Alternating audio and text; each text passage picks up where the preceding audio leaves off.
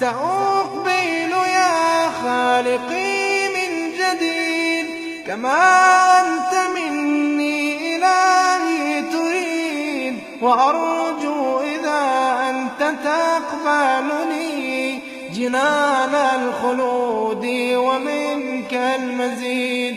عصيتك ربي فأمهلتني وتسترني رغم أني عنيد، لأنك ربي غفور ودود رحيم بكل الورى والعبيد.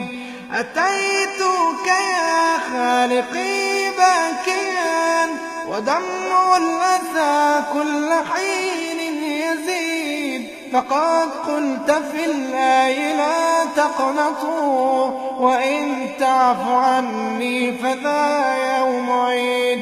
سأترك يا رب ذنب مضى وأقبل نحو الرضا والنعيم.